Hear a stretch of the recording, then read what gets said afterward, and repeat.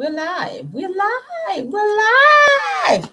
Greetings and welcome back once again. This is Amuna Yisrael. I know y'all gonna hear me tired of saying Solonomics 101 Lev project. Repetition makes us to remember certain things. What is Solonomics? What is the Lev project? I'm coming to you unusually on a Wednesday night because usually I don't broadcast on Wednesday. I have another commitment.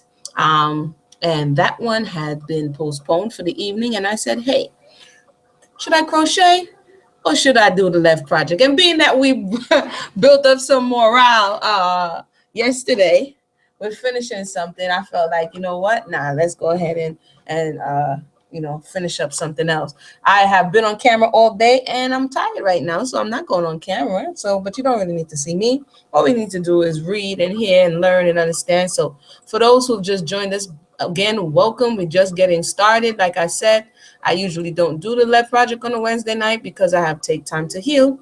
But Take Time to Heal had to be canceled tonight because little people showed up. And being that our time is so valuable, I reappropriated the time because, we don't, people say I got to make time.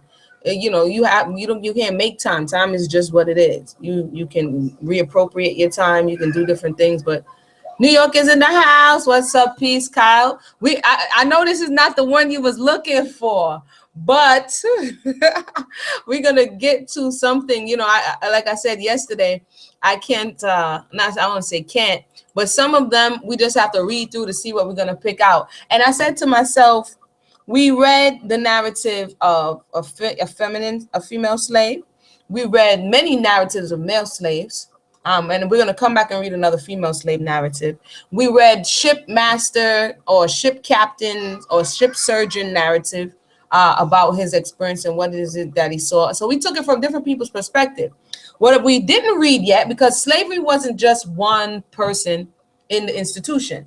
There were all of these people all looking at it from their own perspective. And I know that some of us be like, I don't want to hear or want to know what that hero was feeling. But the reality is, in order for us to understand as we continue to grow, we'll be able to see that it's like when stepping on somebody's toe, because you're the one that's stepping on the toe. Of course, you're not going to feel the pain. And we keep trying to relate to people to force them to understand something that we have yet to fully understand. So I say that to say, I'm like, whose perspective didn't we get yet? It's not very, very long. Probably might take us 2 readings. But this is a little Euro woman, a little Euro girl, okay? Because remember, a lot of the stuff was done for her and her mama. Oh, daddy, please, I would love that beautiful ribbon. And he sends like the house servant through the cold, the snow, and all this just to get Becky made her ribbon. So she was the one who was looking at, Tom the Buck through the window and throwing herself on him and getting him in trouble. This is the person's perspective that oftentimes we overlook, the fact that they have a lot to do with what's going on. A lot of times when like in Emmett Till's situation, they say he did what? Whistle at a quote white woman. Or in Jack Johnson's situation, which was a heavyweight champion, a melanated heavyweight champion back in the early 1900s, he got with what? Euro women, and that was an offense. So these were one of the peoples who oftentimes during that time, their voices were silent to the outside world. And I thought it would be interesting to read a girl's life in Virginia before the war, because again, everybody's coming from a different perspective. So I know this is not quite what we've been looking for yet, but stick with us. It's the Left project. So, we got time, most high willing, right? So we're going to start. The link is in the box. If you would like to read along, if you would like to read, just let me know and I can send you the link right now and you can come and you can read too. But let's see what, her name is not Becky, so I'm going to try not to call her Becky.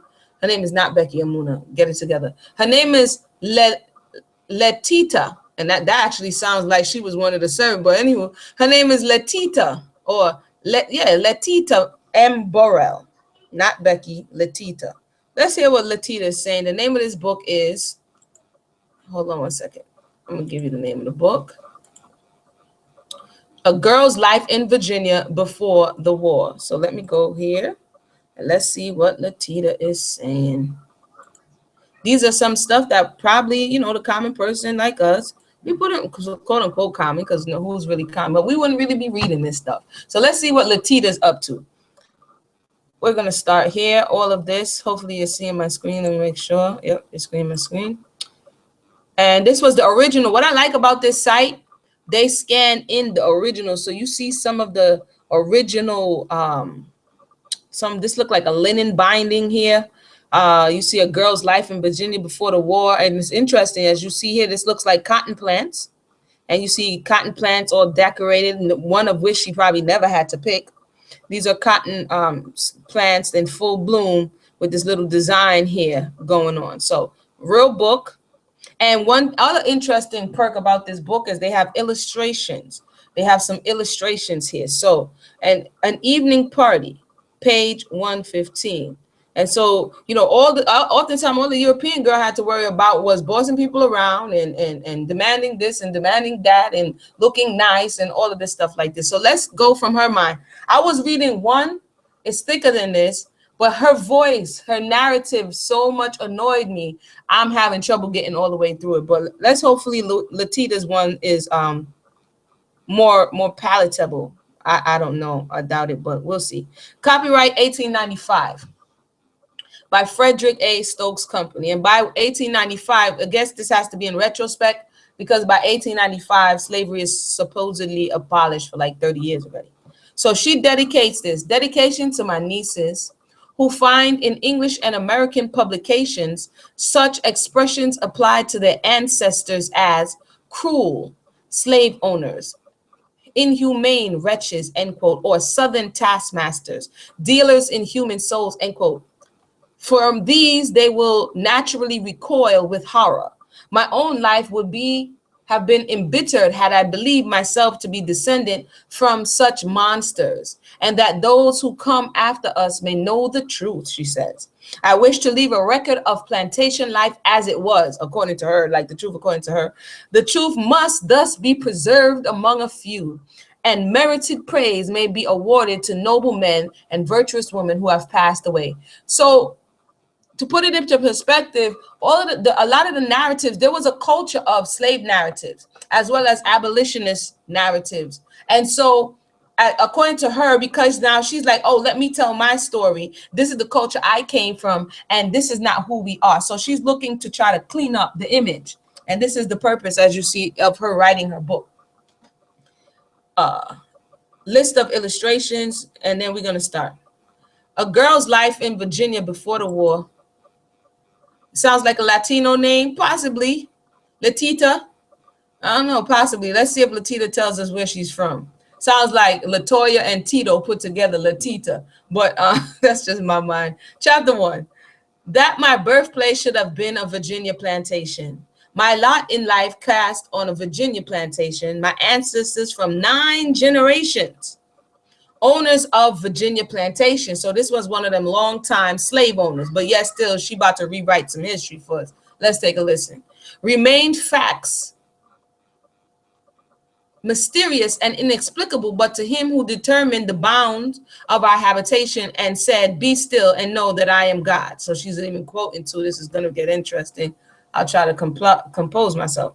Confined exclusively to a Virginia plantation during my earliest childhood, I believe the world one vast plantation bounded by Negro quarters, rows of white cabins with gardens attached, Negro men in the field, Negro women sewing, knitting, spinning, weaving, housekeeping in the cabins, with Negro children dancing, romping, singing, jumping, playing around the doors. These formed the only pictures familiar to my childhood. This sounds like some Gone with the Wind stuff. She's painting the pictures like, it was beautiful, it was nice, everybody liked it, and she's like this picturesque picture. We already know she's tripping, but let's continue. The master's residence, as the Negroes call it, the quote, great house or the big house, occupied a central position and was handsome and attractive. The overseer's being a plainer house about a mile from this. And we do know each plantation had its own culture. It's like its own company. It was its own company. So everyone's thing, you know, rightfully so, is not going to be pictured the same. But I'm going to take what she's saying with a grain of salt. Each cabin had as much pine furniture as the occupants desired. Pine and oak being abundant, and carpenters always at work for the comfort of the plantation. Bread, milk, meat, milk, vegetables, fruit, and fuel was as plenty as water in the springs near the cabin doors. She sounded like she describing something like some kind of getaway or something.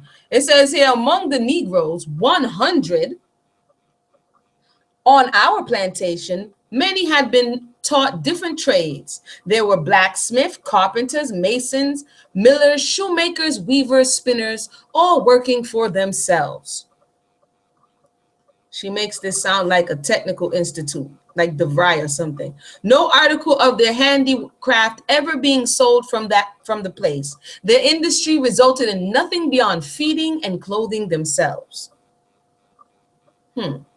My sister and myself, when very small children, were often carried to visit these cabins, on which occasions no young princes could have received from princesses could have received from admiring subjects more adulation. So when they went to the cabins, this is not the first time I hear it. According to them, the Negroes were all in an uproar. Oh, Mrs., come over here, Mrs., do this. And this is a picture here of carpenter always at work for the comfort of the plantation. So they got the mammy here pictured, hand on her hip, Kimbo, and she's like, oh, he was just a resident handyman, so she says.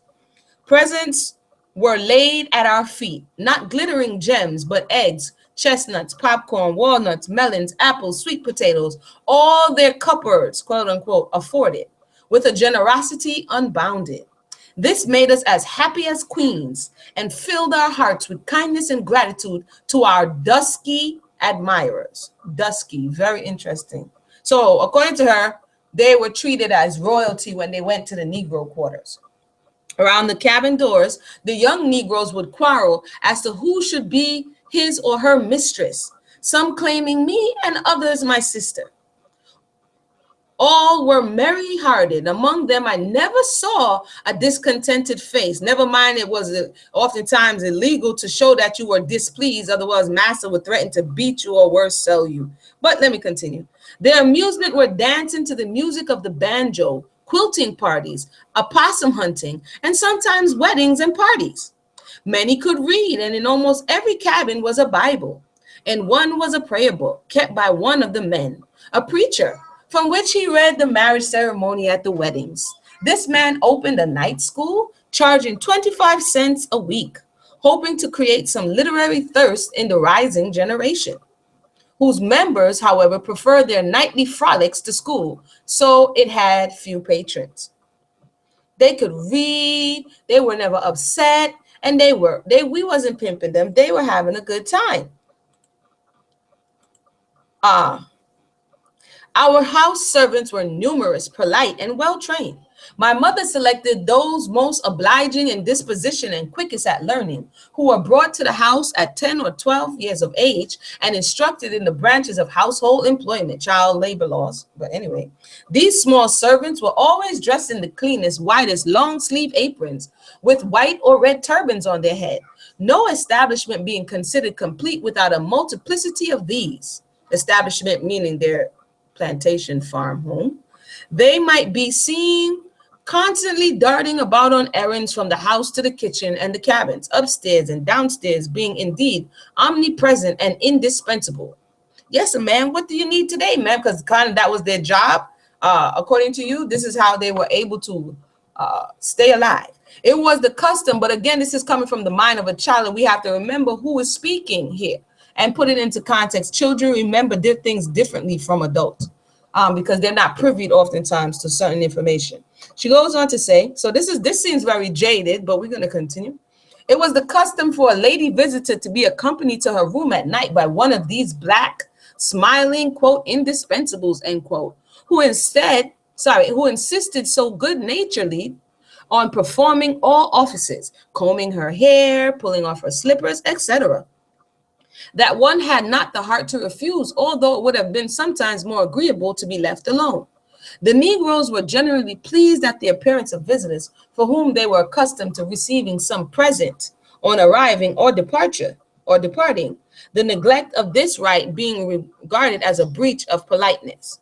So she had her own indispensable, and she's there. They got the little Euro sitting in the chair like, oh, whatever. And the melanated individual pictured at being at your beck and call. Whatever you wanted, they jumped up willingly. This is the narrative that they told themselves. Never mind the fact that if you have any questions, feel free to let me know. Never mind or you want to make any comments. Never mind the fact that of what you had to do to break the individual to be compliant. But let me continue. The old Negroes were quite patriarchal, loved to talk about, quote, old times, and exacted great respect from young Negroes and also from the younger members of the white family. We call the old men uncle and the old women aunt, these being terms of respect. The atmosphere of our home was one of consideration and kindness. The mere recital of a tale of suffering would make my sister and myself weep with sorrow. She said, let me continue. And I believe the maltreatment of one of our servants, we had never heard the word slave, would have distressed us beyond endurance. We early learned that happiness consisted in dispensing it and found no pleasure greater than saving our old dolls, toys, beads, bits of candy or cake or candy for the cabin children. So giving them your cast off, to making you the goodwill. She found no other pleasure than making you goodwill. Never mind the fact that you don't have anyway. Imuna, focus. Whose delight at receiving them richly repaid us. Oh gosh, I read a couple of pages of this, but this is comedy. If any of the older servants became displeased with us, we were miserable until we had restored the old smile by presenting some choice bit of sweetmeat to the offended. So we just paid them off with sweetmeat, which would be candy or cakes or danishes or whatever. So if you're upset, just give them a little something and tell them to shut up and just keep it moving. I remember that once when my grandmother scolded Nurse Kitty, saying, "Kitty, the butler tells me you disturb the breakfast cream every morning by dipping out milk to wash your face." I burst into tears and thought it hard that when there were so many cows, poor Kitty could not wash her face in milk. But wait for it now. Kitty had been told, I wonder by who, that her dark skin would be improved by a milk bath, which she had not hesitated to dip every morning from the breakfast buckets. What's wrong with melanated people? What happened? These are the things we need to begin to understand, that at the very root, listen to the mentality of this little European, Lilita, or whatever her name is, trying to make it seem like I'm doing, and it's still done today. I'm doing you a favor by giving you my cast-offs. I'm helping you out because I am robbing from you the opportunity to do for yourself, and you should be glad with whatever it is that I give you. At such establishments, but again, I'm painting myself as the hero and the deliverer of the day. At such establishments, one easily acquired a habit of being waited upon. There being so many servants with so little to do, you have 100 of them. It was natural to ask for a drink of water when the water was right at hand, and to have things brought with you mighty easily have gotten yourself, which you might easily have gotten yourself. But these domestics were so pleased at such errands, one felt no hesitation to requiring them. A young lady would ask Black Nancy, because that's what they called her, like if she was a servant, why would you need to call her Black Nancy? Or Dolly to fan her, whereupon Nancy or Dolly would laugh good-naturedly, produce a large palm leaf, and fall to fanning her young mistress vigorously, after which she would be rewarded with a bow of ribbon, some candy, or sweet cakes. Give me 1 second, because this is very, very entertaining. I need to put it on pause for 1 second.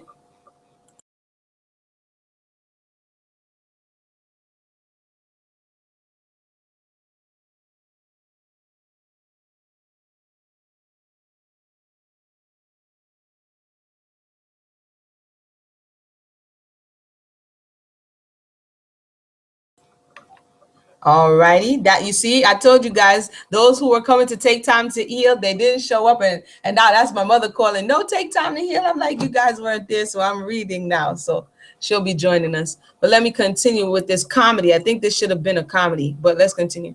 The Negroes made pocket money by. Oh, did I give you back the screen? Hello, Mona. You love my commentary. First time live chat listener. Thank you, sweet tea, darling. Thank you for joining us.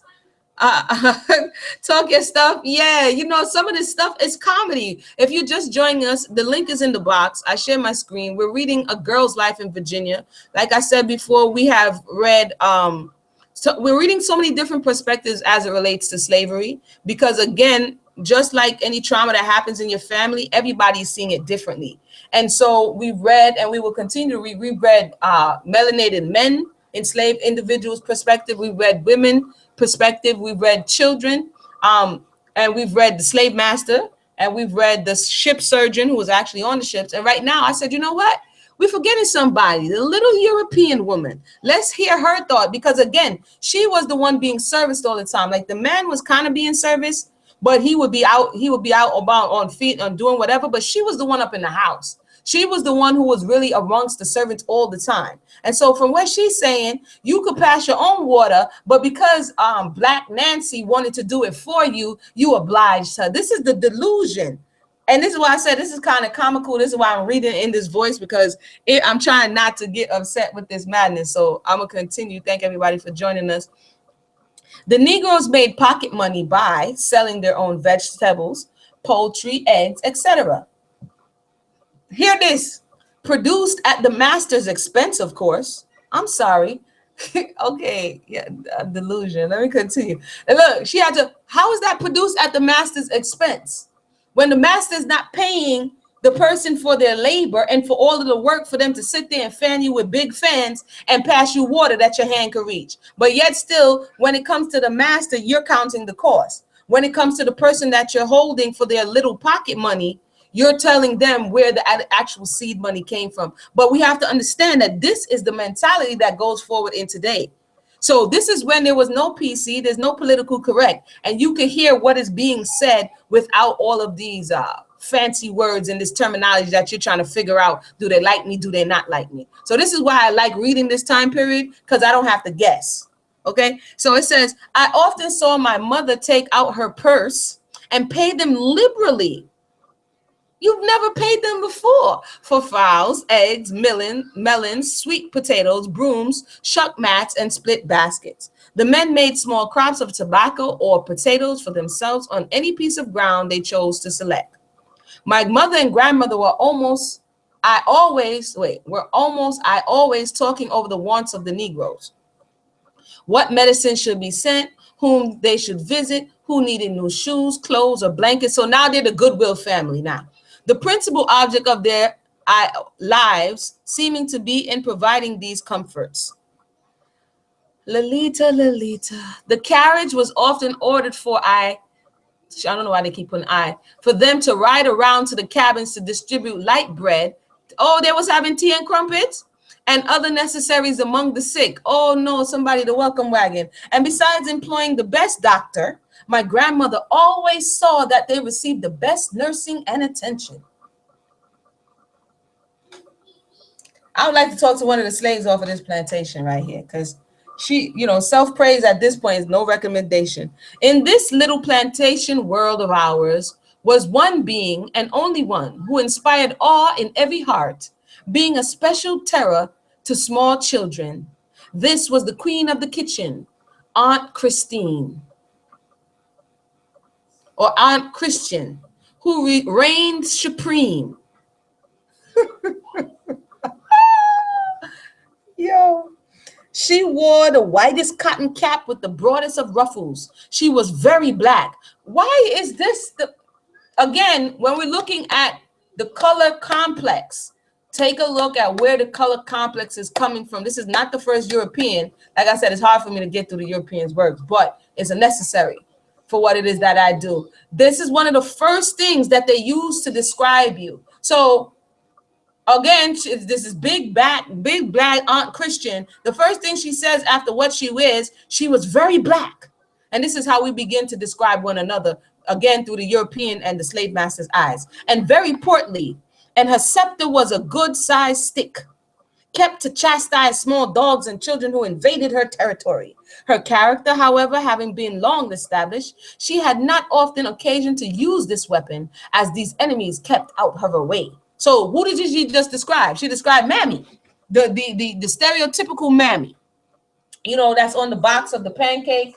Aunt Jemima. This is who she's describing. The big, portly, big woman in the kitchen sneaking sweetmeats when ain't nobody looking type person. Her pride was great, for she said, "Ain't I been long for this your little massa was born, baking these best loaf bread and these best biscuit and rice waffles all the time in my old master time? And I've been manage my own affairs, and I gonna manage my own affairs long as I got breath. Cause our members way back yonder in my mammy time, for the folks come from the King Mill Plantation, now Williamsburg. Y'all like my reading, right? All our black folks done belongs to Burrow family. Over since they come from Africa. My grandmammy remembered the times when black folks land here stark naked and white folks had to show them how to wear clothes. But all done come from all that now, and I'm gonna manage my own affairs. Now let me stop right here for a minute. All fun and joke aside. When you begin to look at the narrative as it relates to, and we read some of that and we're going to continue to read, in coming to Africa, coming from off of the ships, when they arrived, when they captured and enslaved surrounding peoples, when they were put and going on the ship, they stripped them naked. So a lot of times the European is like, acting like you found everybody on the continent naked. Not necessarily, but when they put them on the ships, they stripped them naked. And when they came off the ships, they was naked. But again, it was like, this was a standard practice. And so oftentimes when you only see the story from, oh, they came over here stark naked and the white folks showed them how to wear clothes. No, that's not necessarily 100% true. That's insinuating that everybody before they came here was butt naked. Come on, I beg to differ. But once again, this is the narrative that we have adopted as a people, and this is coming from this time, because it's a lot of wives' tales and fables and things of this nature. But you liking this one, Kyle? This one is bugged out. This one got me breathing like I gotta do my Lamaze or something. But I'm gonna continue. It says here, she was generally left to manage her own affairs, being that, like, basically she's like, even the Europeans knew not to mess with her.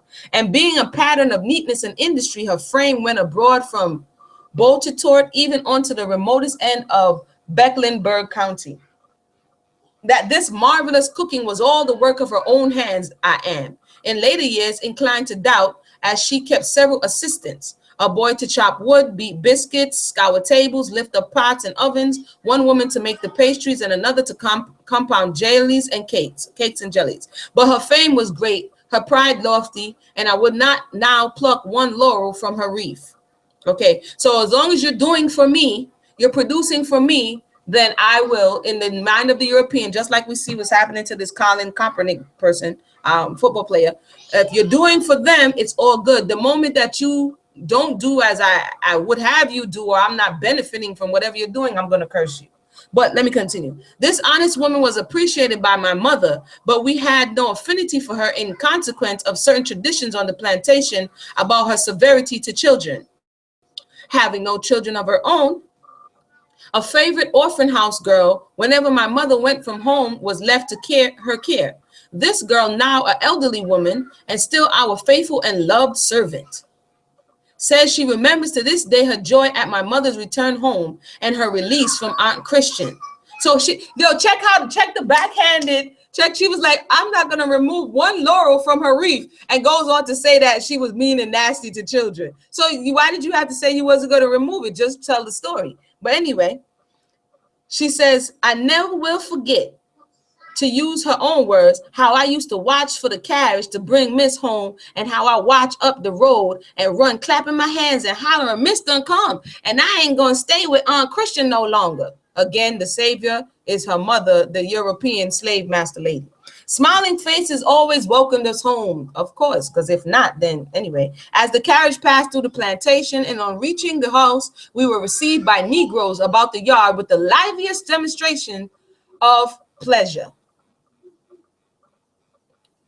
And this is her picturing Negroes, in her words, who have nothing else to do but wait till master come home, because you can't operate, you can't make any decisions, you can't go left or right without, you don't feel safe without the master around. And this was bred into, if somebody gives you a directive, they say, did master tell you that? Because if master didn't tell you that, you ended up doing it, you could get in trouble. Peace, son of Levi. You came early tonight, so we like I said, we're reading this A Girl's Life in Virginia before the war. We're on chapter 2. It's wild. I'm taking my time through it. This is a European girl, Lolita, and she's telling her story because she wants to avenge basically the negative narrative that has been spun about the South and the plantation. So she's giving us some gone with the wind type stuff. But chapter 2. It was a long time before it dawned upon my mind that there were places and people different from these. The plantations we visited seemed exactly like ours. The same hospitality was everywhere. The same kindness existed between the white family and the blacks. She's delusional. I'm sorry, confined exclusively to plantation scenes, the most trifling incidents impressed themselves indelibly upon me. One day, while my mother was in the yard attending to the planting of some shrubbery, we saw approaching an old, feeble Negro man, leaning upon his stick. His clothes were nearly worn out, and he was haggard and thin. "Good day, mistress," said he. "Who are you?" asked my mother. "Mistress, you don't know John, where you used to belongs to Mars Edwin Burrow? Mars Edwin, your husband, uncle, where died on the ocean crossing to Europe, for he helped? And for he start to make, what is this? He will and salt me free and give me money, and I am near Petersburg and gone house too. But mistress, I married one free mulatto woman. Let's say woman, and she ruined me. She one widow woman, and she was all my money till I got nothing. And I don't want to be free no more. I can't. Somebody help me. Please, mistress, take me on your plantation and don't let me be free." This sounds like a propaganda piece. "I don't walk 100 miles to get here. You know, Mas Edwin think Miss Betsy gonna marry him, so he left her his land and black folks. But we niggas know she done promised 12 more. What is this? Gentlemen to marry, but she take the propriety and put a long black veil, make like she grieving, and that's how the folks all get scattered, and I ain't got nowhere to go except in hits. Yeah." So basically he's saying he got freed and now he's begging to be a slave again. I wonder what was meant by being free, and suppose from his appearance it must be some very dreadful and unfortunate, I can't, a condition of humanity. My mother heard him very kindly and directed him to the kitchen where Aunt Christine or Christian would give him plenty to eat, although there were already many old, and this is the picture they had drawn here, Negroes to be supported who no longer considered themselves young enough to work. This old man was added to the number and a cabin built for him. To the day of his death, he expressed gratitude for my mother for taking care of him and often entertained us with accounts of his old master's times, which he said were the grandest of all. How y'all doing? How y'all doing? Because I know I'm struggling over here. I hope y'all doing okay with this girl's life in Virginia. Feel free to let me know your thoughts. This is by way of apology for certain naughty excrescences. What is this?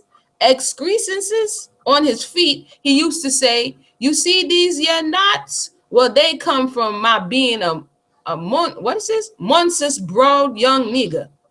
And this is the terminology they're using. "And squeezing my feet in the tight boots to drive my master's carriage about Petersburg. I never was so happy as when I was driving my coach and cracking the postilion over the head with my whip." These pleasant reminiscences were generally concluded with, "Ah, young missus, you'll never see such times. No more postilions,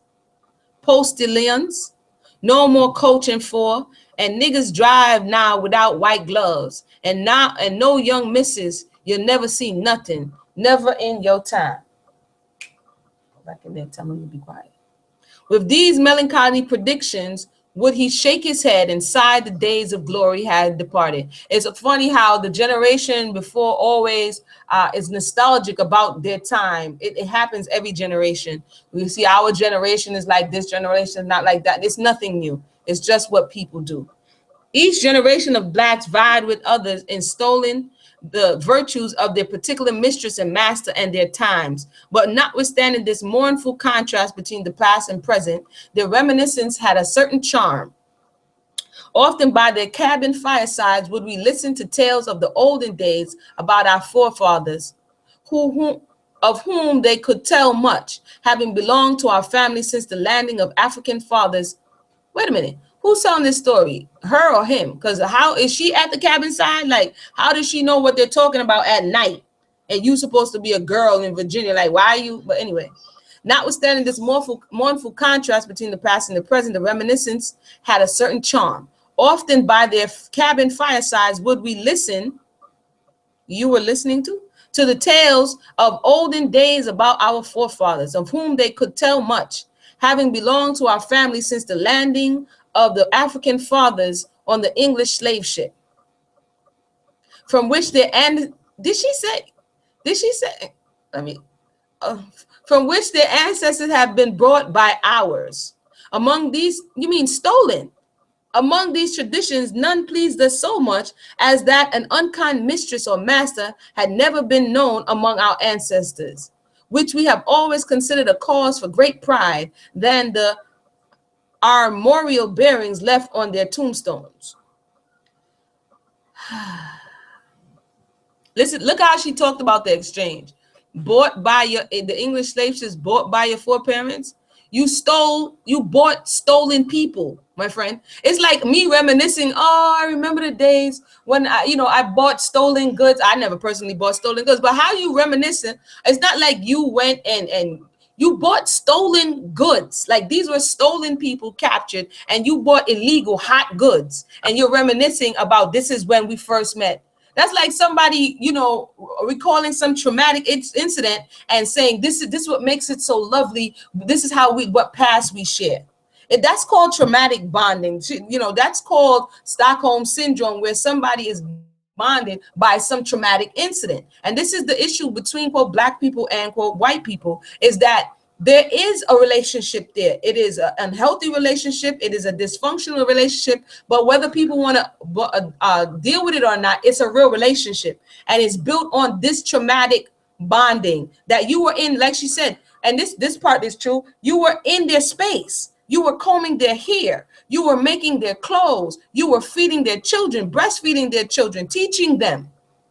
And they were also in your space, the space of your forefathers. So whether people want to believe it or not, and in some cases, many cases, they were raping the women. So not only were you in their space in a servant capacity, they were also in your spiritual, your emotional, and your mental space. And so their thoughts became your thoughts because they were the ones with authority. And so you absorbed, our foreparents, our ancestors absorbed their way of looking at the world. We have to admit this because this is real right here. But let me continue. Daenerys says, it is Daenerys. It is. It's crazy. And to think we built the greatest civilization on earth and transformed to this. This is sad. And Sweet Tea says, this must be propaganda. This is riveting, yet I'm struggling. Your commentary is really, hopefully, Sweet Tea. And thank you, Colin, Daenerys, and Sons of Levi. I'm struggling because to me, it sounds like a propaganda piece, but somebody has to be, that's like some abuser, domestic abuser, whether it be male or female, met the person, domestically abused the individual, raped the individual, verbally abused the individual. And when they recall the story, they come with something like this. Oh, don't you remember when we met at the park? And the person's like, oh, when you mugged the person? You know what I'm saying? It's like, wait a minute. How did your story get to where now you get kudos for being a nice slave master for 9 generations? I highly doubt it. But anyway, I'm gonna have to look up this person a little more because this is. Let me continue. Just breathe. The person says, Where am I? We often listen with pleasure to the recollections of an old blind man. Like you, I've never heard somebody testify to listening to so much of what the enslaved individuals had to say. The former faithful attendant of our grandfather, whose mind was filled with vivid pictures of the past. He repeated verbatim conversations and speeches heard 60 years before from Mr. Madison and Mr. Jefferson, Mr. Clay, and other statesmen, his master's special friends. Yes, he used to say, I stayed with your grandpa 10 years in the Congress, and all the time he was secretary for President Jefferson. He never gave me a cross word, and I never saw your grandma the least out of temper, nother but once, and that was at a dinner party we gave in Washington when the French minister said something disrespectful about the United States. Often did he tell us the greatest pleasure aspects in heaven is seeing. I can't. Oh, Father, help me. I can't, yo. Oh gosh. Oh man, I'm sorry, guys. You know, I'm not usually this all over the place. The woman says that the man said, the greatest pleasure aspects in heaven is seeing my old master. And sometimes I dreams about my master and mistress when I was asleep and talks with them and sees them so plain it makes me so happy. I laughs outright loud. This man was true and honest, a good Christian. Important trust had been confided to him. He frequently drove the carriage and horses to Washington and Baltimore, a journey of 2 weeks, and was sometimes sent to carry large sums of money to a distant country. His wife, who had accompanied him in her youth to Washington, also entertained us with gossip about the people of that day and could tell exactly the size and color of Miss Madison's slippers, how she was dressed on certain occasions, what beautiful manners she had, how Mr. Jefferson received master and mistress when we drove up to the Monticello, what room they occupied, etc. This is not the first time that, I think it was in, y'all help me out, what book was that? It wasn't Charles Ball. It was Lewis Hughes, if I'm not mistaken, that the European women would use the house servants as go-betweens, and like she just testified, to bring gossip back to them, because you know they really didn't have a life, and so all of their life was what color drapes they had, what kind of garment they had on, and she, like she said, she brought back the specific, you know, size of the slippers that this person who they may have coveted or wanted to be like or wanted to outshine, and they would use the servants, so the servants felt like, oh, good servant, when you brought back more information. And it didn't matter who you was bringing the information on, be it your fellow servants. You know, this is looking for brownie points so that you can be in, quote, good standing and be a good, quote, Christian. Anywho, it says here, although my grandfather's death occurred 30 years before, the Negroes still remembered it with sorrow. And one of them, speaking of it, said to me, ah, little mistress, this was 'twas a sorrowful day when the news come from Washington that our good kind Martha was dead, and mighty well went up from this plantation, for we know we lost our best friend. I don't remember on the Underground. I did the review on the Underground. If you didn't see it, check it out. One of the, I think I forgot the name of the character in Underground. She told her little son when it was time for him to go into certain spaces, she told him, remember, son, you have one face for the master and one face for home. And I'm paraphrasing. So she is relating the face that they gave to the master. This is even today when you see a lot of melanated people going into corporate America. That's a different face. They have to pretend in certain instances, in certain spaces to, quote, be accepted. But when you go amongst your people, that's another face. So let's not think for 1 minute that she may possibly be a little bit delusional when she's writing this story.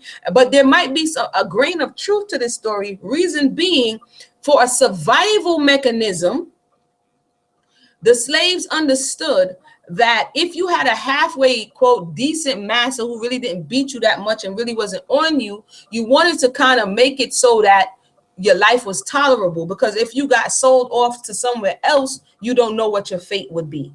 Some didn't want a chance running away. They've heard the story. Some did, some didn't. And it really depending on what time. So I say that to say, you know, this woman doesn't sound delusional, but a lot of the slaves made this their way of coping, basically. It says the only, or surviving, the only Negro on the place who did not evince an interest in the white family was a man 90 years old. So here goes the dissident now. Let's hear what she says. Who 40 years before announced his intention of not working any longer, although still strong and athletic. You hear the verbs? Strong and athletic. Because he said the estate had done come down, so he had no heart to work no longer.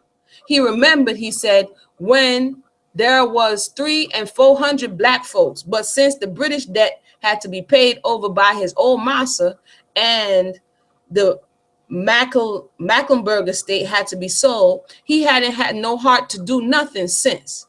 And he hadn't seen no real fine white folks, what he called real fine white folks, since he come from Mecklenburg. So this dude is like, yo, I'm not doing no work.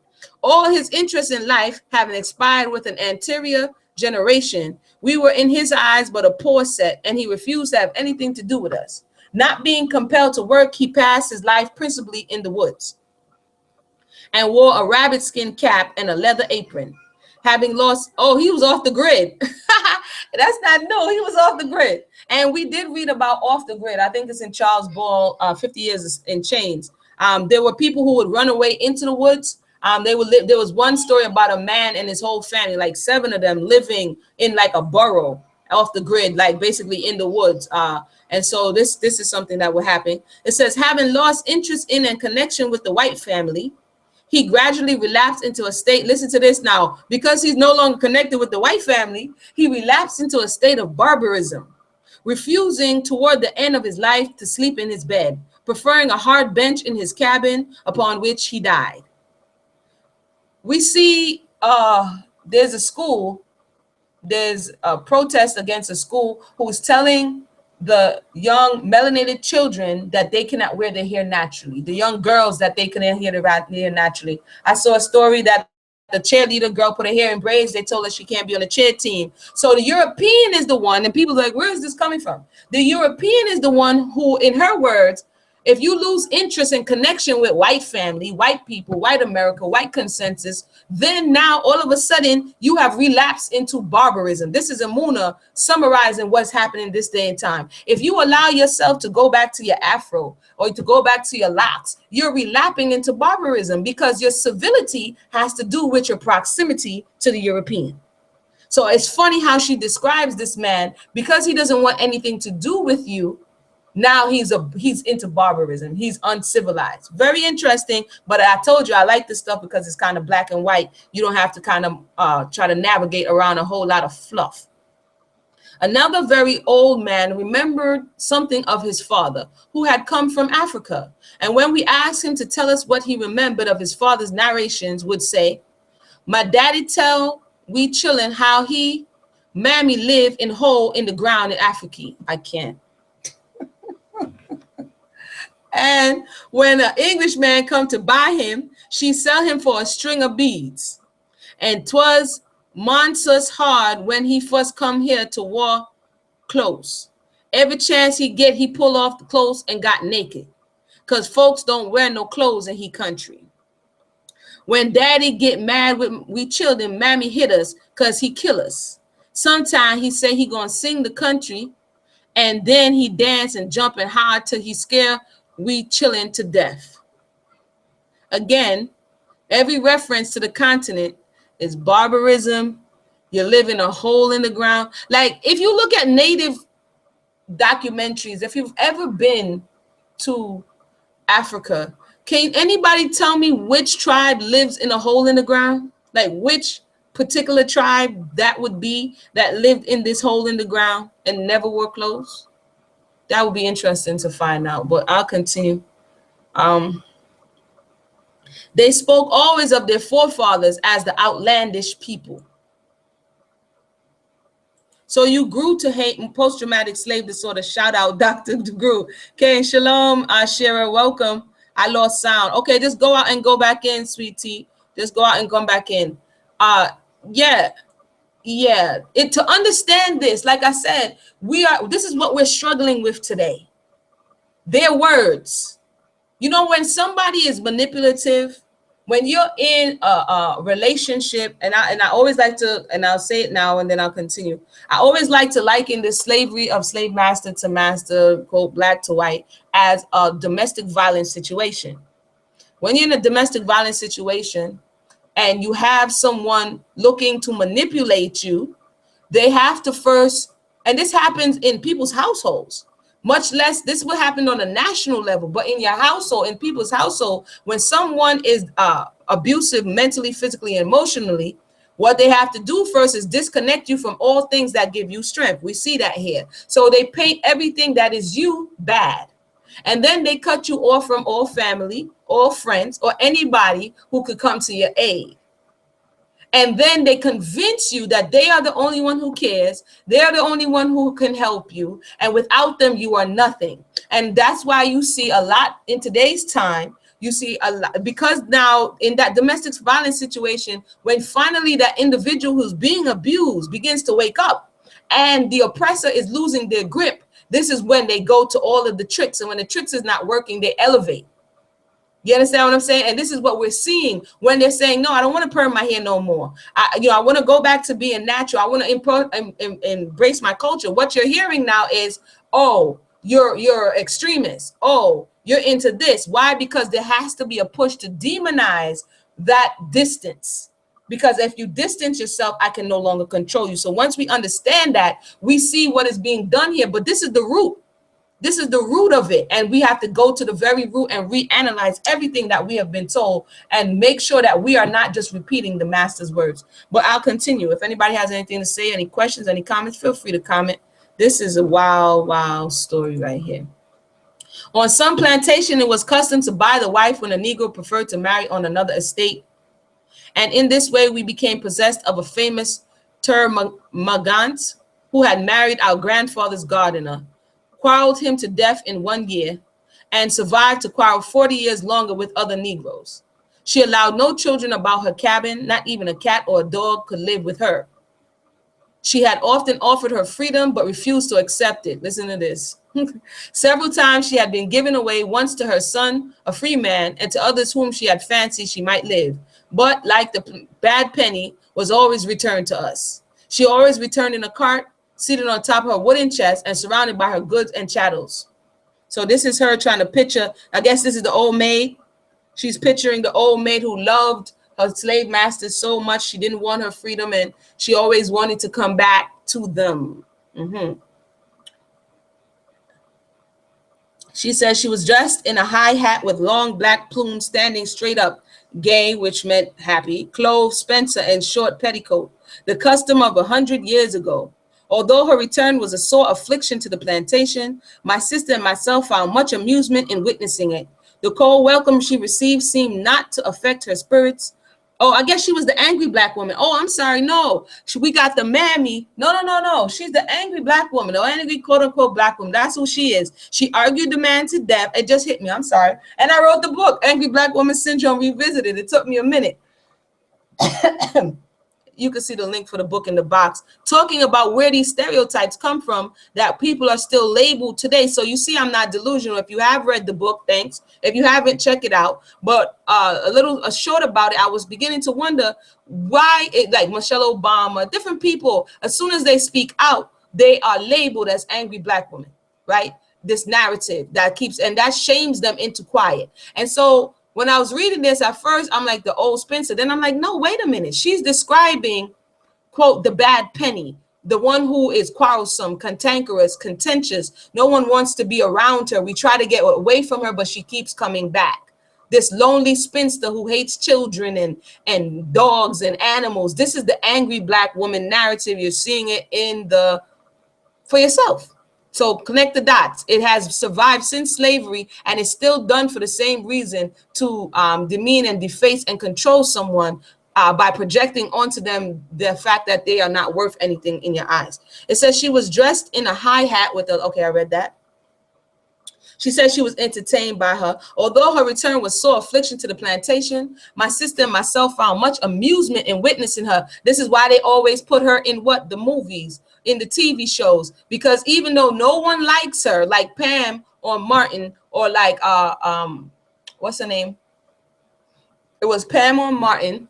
It was what was the next angry black woman? On the Jeffersons, it was Florence. You understand what I'm saying? In Waiting to Exhale is Angela Bassett's character. You see in Medea, it's Medea. And even though nobody likes her and whatever the case may be, she's a source of amusement. So you're looking at the formula that has not changed in propaganda from then till now. The cold welcome she received seemed not to affect her spirit. I don't care. I'm going to do what I want to do. She's so reestablishing herself in her cabin. She quickly resumed the turbulent course of her career. She just described the angry black woman. Very interesting, quote unquote. Finally, one morning, the news came that this woman, old Clara, was dead. Two women went to sweep her cabin and perform the last sad offices. They waited all day for the body to get cold. While sitting over the fire in the evening, one of them happened to glance at a small mirror inserted in the wall near the bed, exclaimed, "Old Clara," laughing. They went nearer, and there was a horrible grin on the face of the corpse. Old Clara sprang out of bed, explained, "Get me some meat and bread. I almost perished." Wow. So the dead lady jumped up. So if somebody had news that she was dead, these women went to go and wrap the body and do what they need to do. And she's not dead. She jumps up and talking about, "Get me some meat and bread." "Oh, woman, what you mean by fooling us?" asked the nurses. "I just want to see you all Gwen do with my things when I was dead," replied the old woman. So she had a morbid sense of humor. Is that what I'm supposed to? "Whose things consisted of all sorts of old and curious spences, hats, plumes, necklaces, caps, dresses collected during her various wanderings and worn by a generation long past. Among these old cabin legends, we sometimes collected bits of romance and were often told how by the, what's this? What is this? Coquetry of a certain Richmond belle, we had lost a handsome fortune, which impressed me even with the fatal consequence of coquetry or courtery.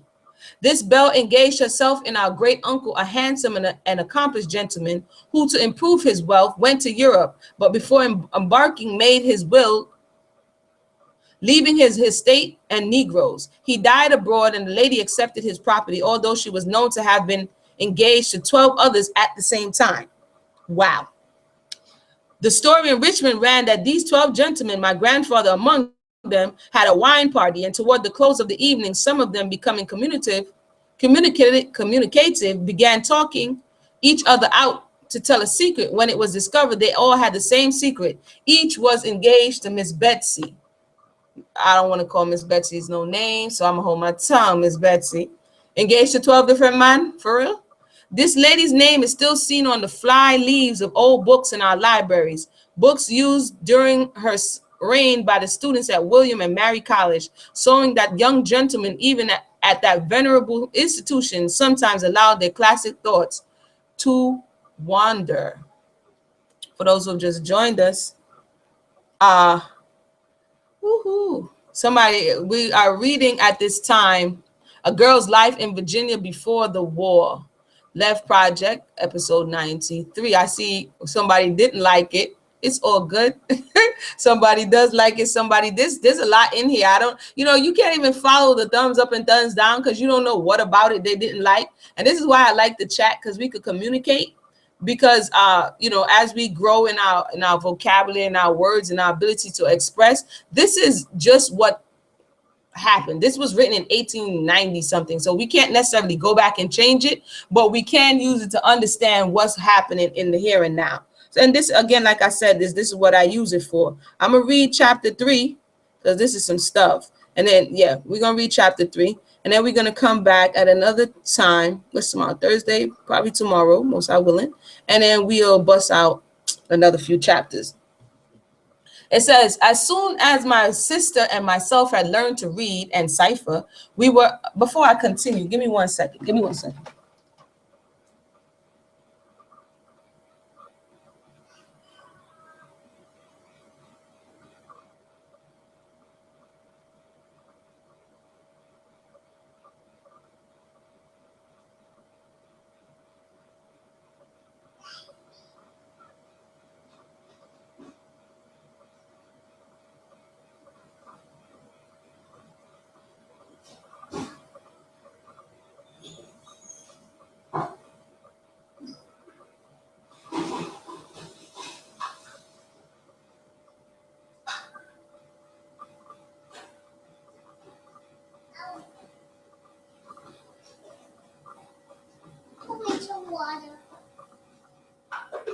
No. Go back to you. Yeah, I had to get some water. You know, contrary to what we would want we want to go back in time, and thank you for waiting, and want our foreparents to have said some things and do different things. The reality is that some of them, many of them, many have not and many have, did things that we wouldn't be proud of. And this is why after slavery, a lot of people didn't talk about slavery, because it was a humiliating oftentimes time. And people were doing things. They were as we read yesterday with Thomas Anderson, I think his name is Anderson. He got to the point where in his that look, I don't care what you think regarding me. And he took a stand to the slave master. Everybody didn't do that. And some people did shuck and jive because that's what they had to do in their estimation. It depended on their spirit. And if they just wanted to live, they wanted to eat, they did what they needed to do because they were a slave. And someone else owned the right of your labor. Someone else felt that they owned you and went through extreme measures to recover you if you tried to begin to exert your independence as a sovereign being. So this is the reality of the history. And some of us, it makes us uncomfortable, but you know, it is what it is. As we move forward, pray to Most High that we understand this period so that we do not walk back into these spaces again, and we do not go back into this place. We have to understand what happened to get into this predicament, because what has happened can happen again if we don't right certain wrongs along the way. So chapter 3, as I drink a little water.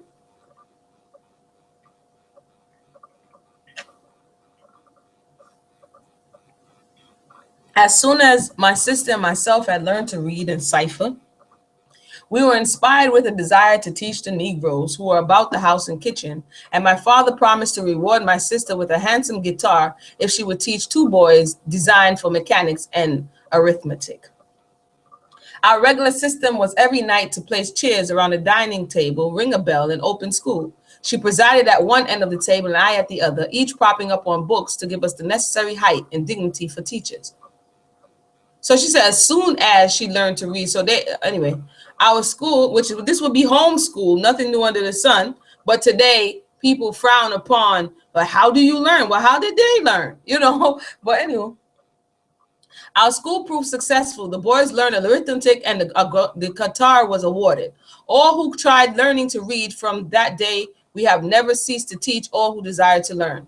Thus, my early life was passed amid scenes cheerful and agreeable, nor did anyone seem to have any care except my mother. So according to her, the Negroes, because I like to put stories together, according to her, one Negro man held a class for those who would desire to read.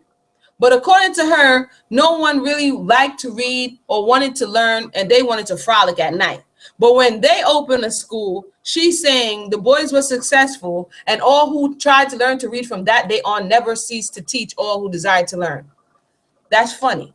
But I'll continue. Thus, my early life was passed amid scenes cheerful and agreeable, nor did anyone seem to care except my mother. Her cares and responsibilities were great, with 100 people continually on her mind, who were constantly appealing to her in every strait, real or imaginary.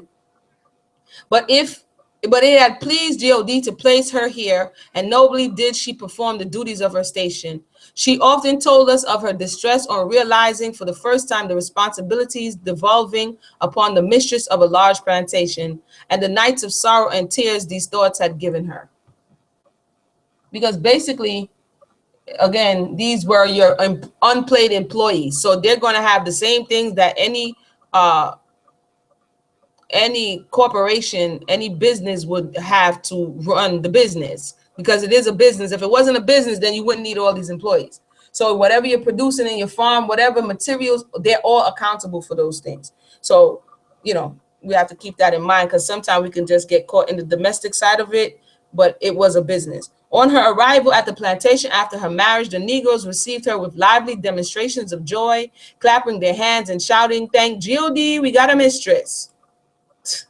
Some of them throwing themselves on the ground at her feet in their enthusiasm. The plantation had been without a master or mistress for 12 years. My father, the sole heir, having been away at school and college during this time, the silver had been left in the house, and the servants had kept and used it, but nothing had been stolen. Why she felt the need to say, anyway. The books, too, had been undisturbed in the library, except a few volumes of the poets, which had been carried to adorn some of the cabin shelves. It was known by the Negroes that their own masters will set them free and give them large body of land in the event of my father's death, and some of his college friends suggested he might be killed while passing his vacations on his estate.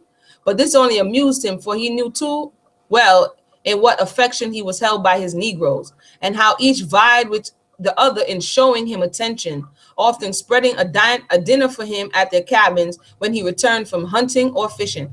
Remember what I said about the relationship and the maladaptive way that, so it doesn't this sound like, let's just say it's an abusive man. Doesn't this sound like him, the people saying, oh man, by the way you treat them, the way the whole relationship, you gotta watch out. He was like, nah, I got shorty in my pocket, she not gonna do nothing, she loved me. This is the mentality of the abuser, that no, there's never in a million years that anybody's gonna really rise up and do anything to me, because what I'm doing for them is more than what anybody else could do. I find it interesting that how many years she's saying that no one was there and everybody just went along with business as usual. So who ran the plantation? But anyway, I think I've written enough to show the mutual affection. Oh, see, this is her aim right here. I think I've written enough to show the mutual affection existing between the black and white races, or white, and the abundant provision generally made for the wants of those who God had mysteriously placed under our care. So this was the whole objective of her first 3 chapters of propaganda there. The existence of extreme want and poverty had never entered my mind until one day my mother showed us some pictures entitled London Labor, London Poor. When we asked her if she believed there were such poor people in the world, and she replied, yes, children, there are many in the world who have nowhere to sleep and nothing to eat. Still, we could not realize what she said, for we had never seen a beggar. I thought she said she saw the beggar in the old man. Like, yo, dude, your story's not adding up. You said the old man who didn't want to be free anymore came to you and he begged you to take him in because he was broken. He had nowhere to go. But now she's saying she ain't never seen a beggar. I'm sorry, I got my Perry Mason on. Let me read behind. It says, but from that time it began to dawn upon us that all the world was not a plantation, with more than enough on it for people to eat. And when we were old enough to read and compare our surroundings with that, what we learned about other countries, we found that our laboring population was more bountiful supplied than that of any laboring population of any other land. We read about myriads of poor, starving creatures with pinched faces and tattered garments. You mean the plantation that was up the street? Because anyway, in far-off cities and countries, we read of hundreds who from destitution and wretchedness committed suicide. We read these things, but could not fully sympathize with such want and suffering, for it is necessary to witness these in order to feel the fullest sympathy. And we had never seen any of the kind on our own or our neighbor's plantation. Our Negroes' religious institution, I found, had not been more neglected than among the lower classes in England, Ireland, France, and elsewhere. Every church there was of some denomination near every plantation had special seats reserved for the Negroes. The minister always addressed a portion of his sermon particularly to them and held service for them exclusively on Sabbath afternoons. Besides, they had their own ministers among themselves and held night prayer meetings in their cabins whenever they chose. Many prayers ascended from the earnest hearts for their conversion, and I knew no home at which some effort was not made for this religious instruction. My goodness. One of our friends, a Presbyterian minister and earnest Christian, devoted the greater part of his time to teaching and preaching to them. And many pious ministers throughout the state bestowed upon them time and labor. I once attended a gay party where the young lady of the house, the center of attraction, hearing that one of the Negroes was suddenly very ill, excused herself from the company, carried her prayer book to the cabin, and passed the night by the bedside of the sick man. Father help them. reading and repeating verses to him. I have also had young lady friends. This is the lady supposedly by herself in the slave cabin ministering to the slave. All right, cool. Who declined attending a wedding or a party when a favorite servant was ill.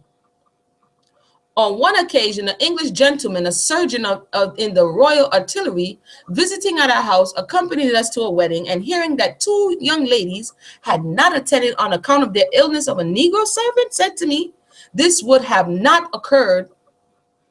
have occurred in England, and will scarcely be believed when I tell upon my return or on my return."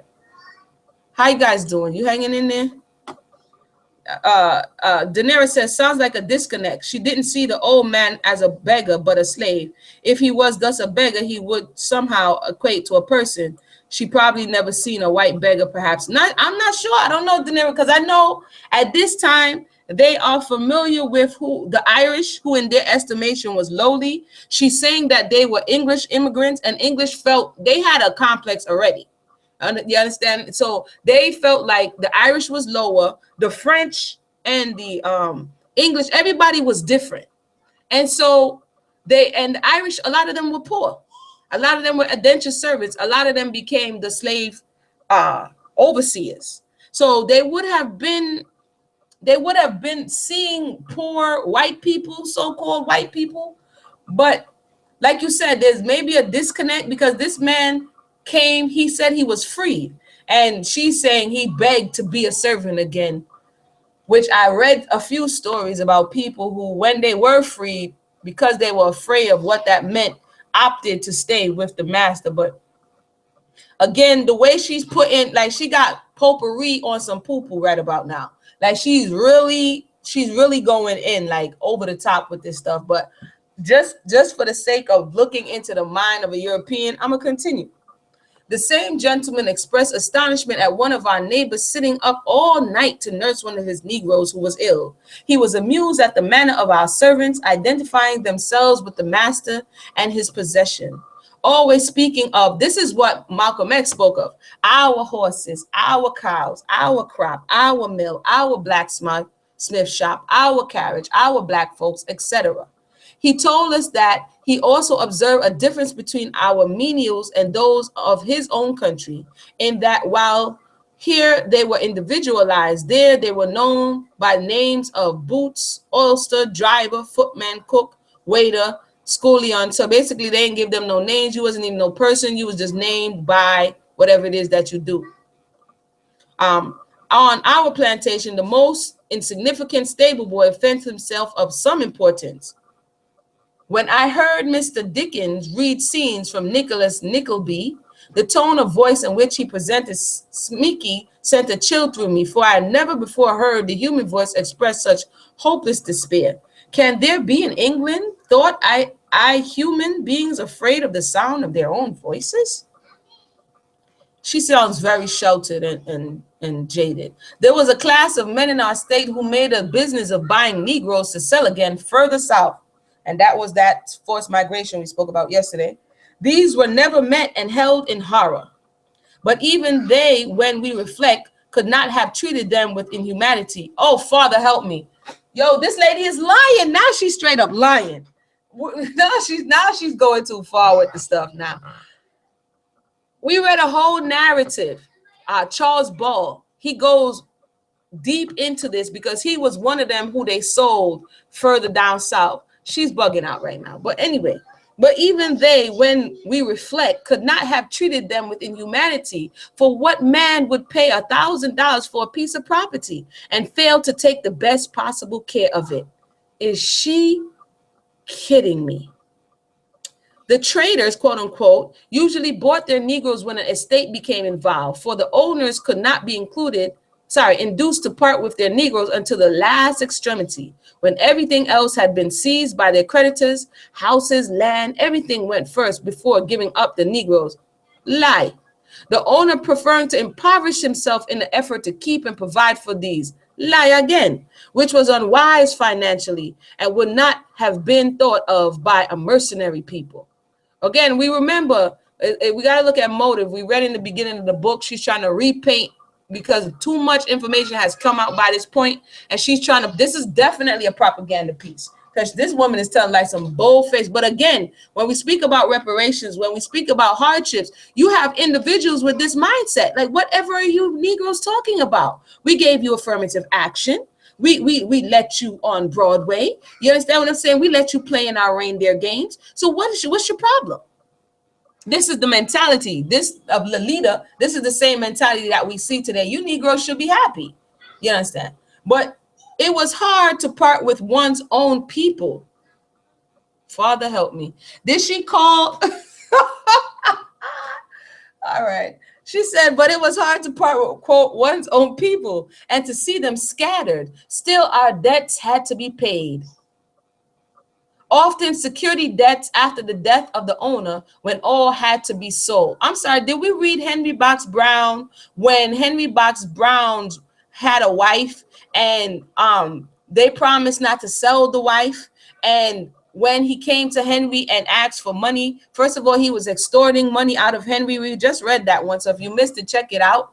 He was extorting money out of Henry, and Henry had to pay so that his wife wouldn't be in slavery. Plus, when the slave master came, he was like, yo, I don't have no more money for you. And the slave master, if you guys remember, he turned around and said, money I want, money I will get. And by the time Henry went to his slave job at the tobacco plant, when he came back, his wife was sold, children gone. So she's delusional. And that's just one story. And they took children, 6-year-old children, 5-year-old children. Anywho, and who of us but can remember the tears of anguish caused by this, and scenes of sorrow to which we can never revert without the keenest grief. Yet, like all events in this checkered human life, even these sometimes turned out best for the Negroes. Yeah, man, should touch. When by this means they exchanged unpleasant for agreeable homes. Still it appeared to me a great evil, and often did I pray that God would make us a way of escape from it. But his ways are past finding out, and why we had been pleased to order it thus we shall never know. Okay, I just got one little paragraph left. Instances, and then we're going to pick up on chapter 4. Instances of harsh or cruel Backside. That woman, they're crazy. Instances of harsh or cruel treatment were rare. You know, when you send me into Caribbean mode, you have really crossed the line. I never heard of more than 2 or 3 individuals who were hard or unkind to their Negroes. And these were ostracized from respectable society, their names bringing reproach and blight upon their descendants. We read about a plantation that didn't beat, they waterboarded. It's not new.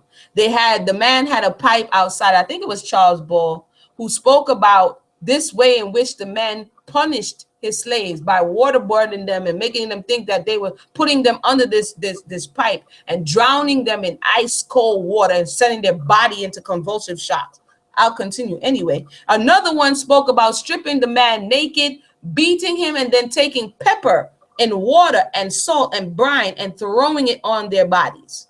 But I'll continue because she's never heard of it. I don't know how she ain't never heard of it, but we'll continue. We knew of but one instance of cruelty on our plantation, and that was when Uncle Joe, the blacksmith, burnt, oh, Father help me, so she put the cruelty on the slave.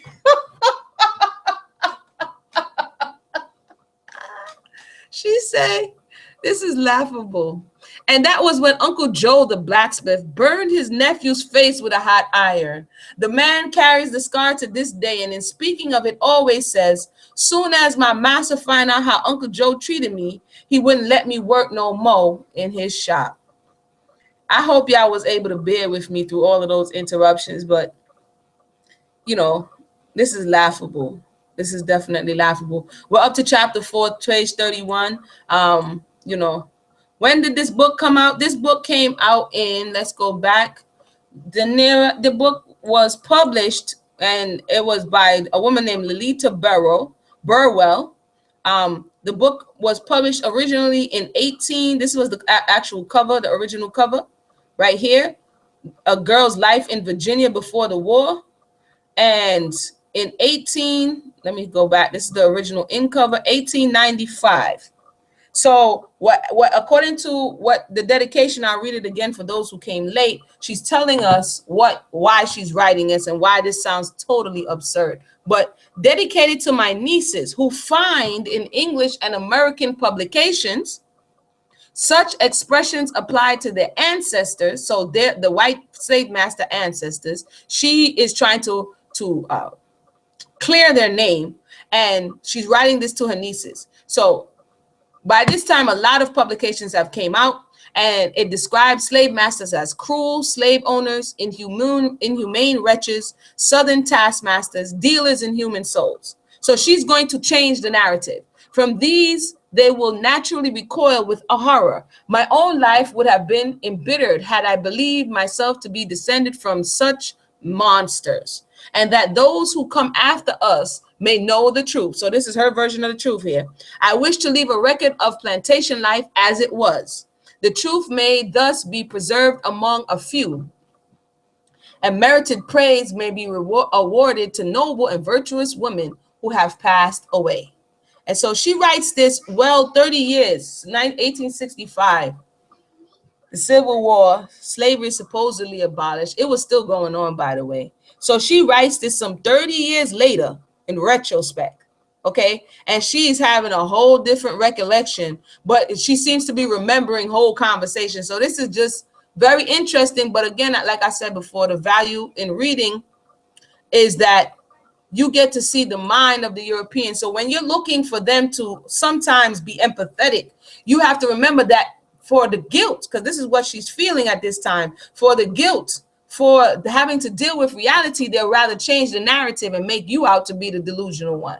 And this is what we're seeing here. Like you said, definitely, Danera, this is damage control to the highest degree.